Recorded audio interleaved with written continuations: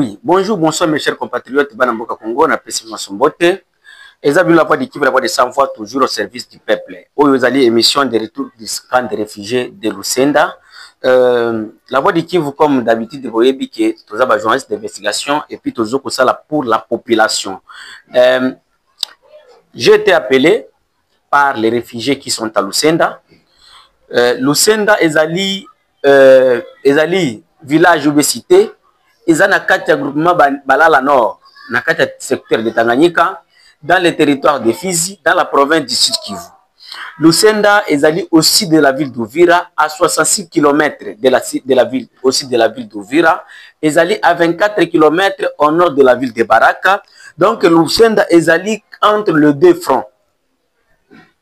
Lusenda est allé quand ils allé rempli par les Hutus, Burundais, des majoritaires, la population majoritaire na kati ya kaona Lusenda, ezali ba Hutu oyo bakima Burundi na tangu ya batrocité ou na tangu ya bitumba ya 2015 tangu le fait président Pierre Nkurunziza abanda kolinga ko braguer troisième mandat kuna na Burundi. Alors kuna ezali ba incompréhension et botamaki kuna bato bandaki kokima. Alors nde yango ba Burundi ebele bakima na kati ya mboka na biso. Je suis en train de vous expliquer parce que bah éviter que nous na Congo dans camp de réfugiés mboka mususu ndé siko ba réfugiés wana bayaka ba installa bango na kati ya Lusenda ba mususu bazaki installé na kati ya Atalukolo ezali à plus ou moins 20 km aussi de la ville de Baraka.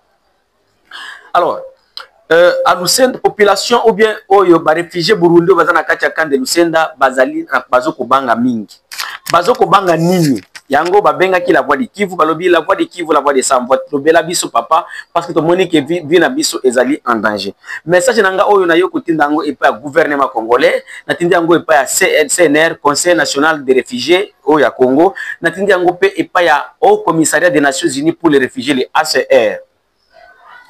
Bakonzi ya gouvernement congolais oyo ya ACR oyo ya nani ya CNR boye bake l'histoire est enseignée biso que en 1994 na kati ya camp de Mugunga ba réfugiés ebele Hutu oyo ba utaka Rwanda bakokimbela na kati ya Zaire a Goma bakufaka tango Rwanda asalaki akotaki na kati ya mboka ya Congo.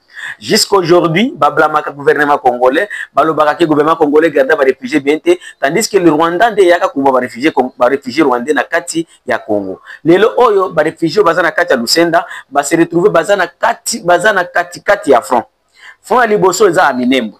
De Minembwe jusqu'à Lusenda eza Musikate. De Minembwe jusqu'à Lusenda eza Kapembeni. En 2000 là, les jeunes bavanda kota Mugorore Minembwe le 30 juin 1900 mais le 30 juin de année 2000 de banda koya ba jeunes ya nani ya communauté Banyamulenge banda kota na bahali wana de bayaka ko bomba na kati ya Lusenda.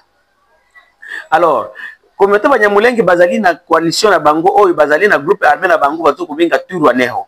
Touraneo ezali allié na AFC M23 et comme vous le savez na kati ya ville de Goma tout komona biso nyoso bilili ndenge nani coalition AFC M23 bazwaki plus ya 360 réfugiés rwandais oyo banda ko vivre na kati ya Congo. La majorité c'est tout de Hutu oyo batindi bango na nani na Rwanda toyebiso na bango te parce que kuna na Rwanda toyokaka nous n'avons pas de preuves toyokaka ke soki ba Hutu bakomi kuna bakangaka bango na kati ya ba prison oyo ezali na mungwa ba persikitaka bango ba musu bakufaka soki oza mobali bapiko bomayo eza biloko toyokaka ke ba oyo ba Hutu bautaka na Congo kokende pa na bango na Rwanda basalaka bango bongo. Et c'est pourquoi je dis que non tozana ba prevete toyokaka yango monaka ba FDLR babangaka kozonga epa na bango na Rwanda. Alors ba oyo ba Hutu baza na Rwanda baza na baka ya Lusenda na ka oya Atalukolo ezali na kati ya secteur de Mutambala na kati ya groupement Batombwe si je ne me trompe pas. Alors ba réfugiés wana bakomi na bobangi ba réfugiés wana bazoko banga nini comme monsieur Kagame Paul Kagame et comme aussi gouvernement congolais azoko akize ki AFC M23 bazali ba allié à Paul Kagame et toutes les déclarations de AFC M23 bazoko lobaka les FDLR et Kagame a considéré comme tous les Hutus sont des FDLR. Ba Hutu oyo bazana kati ya Burundi bazana kati ya camp de réfugiés ba Hutu Burundi oyo tozana besoin te ba comme ba victime vaut mieux prévenir que guérir. Alors, n'oublie pas aussi que non, Rwanda baza na relation ya bien te na Burundi. Burundi baza na relation ya bien te na M23. Jusqu'à présent, bateau bazo ko uta na ba zone contrôlée par les M23, baza les bienvenus na kati ya Burundi. Donc ceux qui ont un document ou bazo ko seleka caché ya Goma, Bukavu, ceux qui ont côté na Burundi bazo kanga mbaramoko. Et comme aussi il y a la présence des réfugiés burundais na kati ya Congo, et puis les réfugiés wana pour le moment ils ne sont pas bien assistés. Suite on a Bitumba, ou bazo ko biloko akoliate, bazo ko souffrir. Et puis bazoko banga pour la sécurité na bango parce que premièrement baturu neo oyo bazali ba ali M23 front ya Minembwe ba oyo mususu ba M23 bazali akatogota bazoya nani nzela na bango za kaka na RN5 po bakota bakende kaka Kalemi, donc il faut bale kaka na ka Lusenda, donc wana ba réfugié wana batomoni ke bazali na kati ya insécurité ozali makasi. Alors tokoki ko senga gouvernement congolais to sengi ACR ezo ba responsabilité na bango nango pour to dana besoin que lobby République démocratique du Congo ekota na kati ya ba problème ya koloba ke non Congo est protégé par réfugiés congolais comme vous le savez na kati opération na biso kotoyo ça serait mieux ba réfugiés burundais oyo baza na kati ya zone na biso awa mboka na bango to zana baza na kimia mboka na bango to na ba relation ya bien na bango bombeli biso ba réfugiés na biso kuna ça serait mieux ba réfugiés au baza la rapatrier kokende pa na bango. Et puis pour qu'ils baza la rapatrier ça ne demande pas de véhicules. Parce que nous n'avons pas de route. Port kaka oyo ya Lusenda, oyo Jean-Pierre Bemba akangi, beaucoup na kacha ba bot, beaucoup faire traverser bango bakomi pa na bango na Burundi. Et si beaucoup qui faire traverser bango na Burundi te, vous pouvez les délocaliser aussi na kacha Congo, bolokeli bango province Mususu, si c'est au Kasai, si c'est au Bandundu, bolokeli bango bobimisi bango kotoyo parce que ils sont en danger ces gens-là. Et pour la carte d'opération Oyo, baza mieux placé que à la place Oyo. Parce que les réfugiés, ça demande que les réfugiés soient protégés. Et si vous voyez que vous pouvez chercher notre pays, troisième pays, pour sécuriser la vie humaine est sacrée. Et tout ça a besoin que nous lobby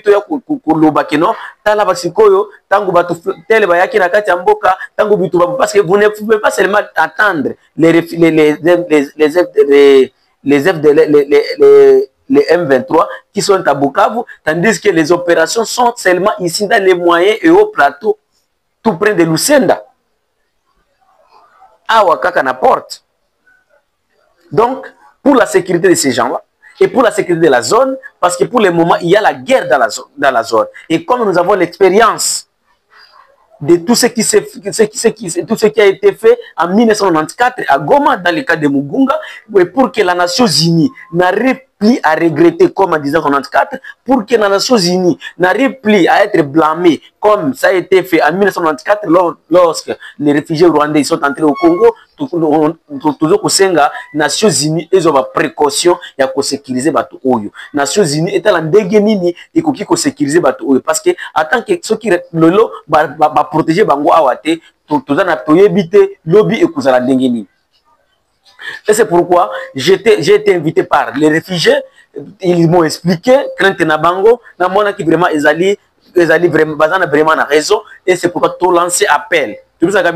Nous sommes la voix des sans voix. Toza mungongo ya batu oyo baza na mungongo te. Oyo donc mungongo ya batu oyo ba opprimé yango to yo ko lancer message ya ba ndeko na biso ba utu oyo baza na kati ya réfugiés ba réfugiés na kati ya République démocratique du Congo, précisément dans les camps de Lusenda et dans les camps de Atalukolo dans le territoire de Fizi dans la province du Sud Kivu. Vraiment tosengi gouvernement congolais bandeko bayo kila bato parce que bazoko banga bazoko pesa malisu biluko akole bien te, donc pour les parce que à cause de la guerre oyo ekotaki, donc ils sont même lobby ceux qui va yebo tokoyoka keno o ba réfugiés oyo ba kofi kuna na kati ya camp ou bien ba komi kubanda kozala recruter dans des groupes armés oyo koki koya ou bien tokoyoki ke lobby pe ba komi bango pe ba FDLR to éviter. Alors makabwana ce ne sont pas des FDLR mais ce sont des réfugiés burundais oyo ba kima na kati ya Burundi en 2015. Et aujourd'hui, crainte na bango ezali po na ndenge M23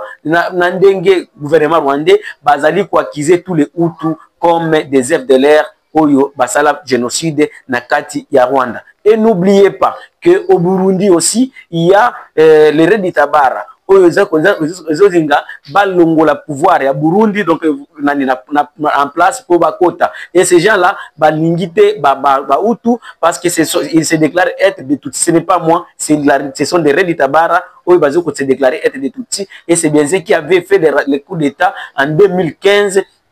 Oyo basalaka coup d'état en 2015. Alors bien tu veux lancer message oyo, tu veux lancer un peu par communauté internationale, tu veux lancer un peu par gouvernement congolais, tu veux lancer message oyo et pas nani ya ACR na CNR, donc Conseil national des réfugiés. Tout la ndenge ya kozoma précaution parce que c'est milliers oyo baka ezali ya bien te pour le moment. C'est batwana bo délocaliser bango, bo bimisa bango na kati ya territoire de Fizi ou na kati ya province du Sud Kivu pour lukela bango esika mususu. On arrive, on ne pouvons pas obliger le rapatriement forcé. Mais pour leur sécurité, parce que d'abord, nous les citoyens, nous n'avons pas la sécurité. Tozo kukufa. Hein? Donc, bisomoko ba citoyen mboka, bisomoko ba mboka, tozo vivre dans l'insécurité suite à la guerre, suite à bitumba oyo tozo ko traverser pour le moment. Alors, kozala ndenge nini et pas batu oyo tozo komona na radio na ba télévision, bazo ko yemba bango kaka na kati ya minoko na bango. C'est pourquoi nous lançons cet appel et de SOS à la ACR, à la communauté internationale, aux Nations Unies, au gouvernement congolais, de voir comment sauver les réfugiés burundais qui sont en danger à l'est de la République démocratique du Congo, précisément à Lusenda et à Atalokolo, là-bas, tout près de Malinde, de voir comment nous pouvons les sauver. Nous avons besoin de que le lobby soit enregistré,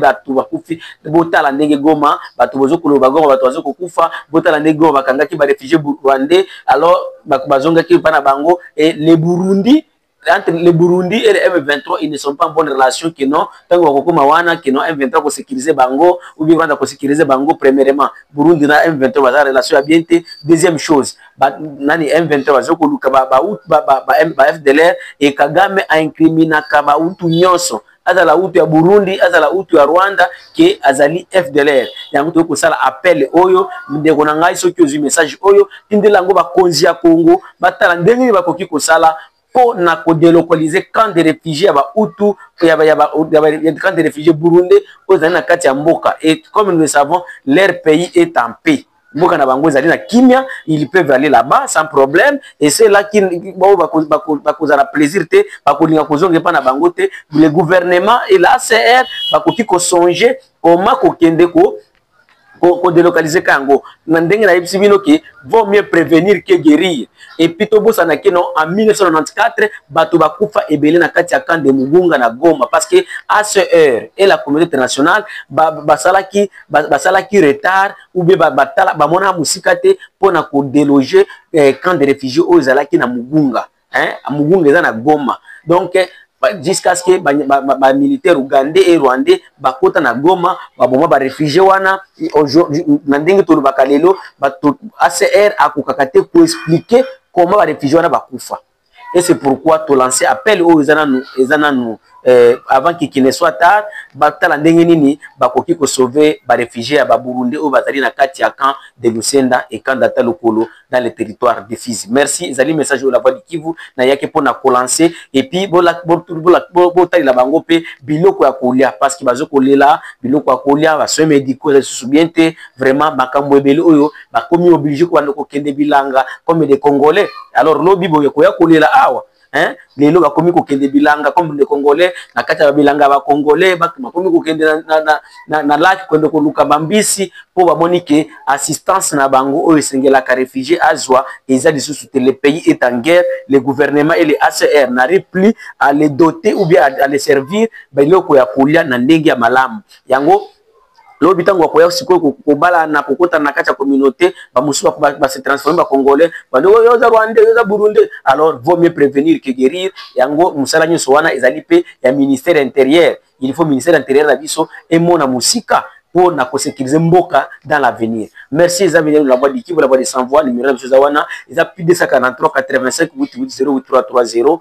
Vraiment, au Kiko Benga biso, ceux qui sont dans les cambo, Ozali, et Sika Ozali, Tokoya, Potolo, tout à la neni, Yakoya, Kosala, alerte, Nango, Nakoya, pour informer, Bakongolais. Merci.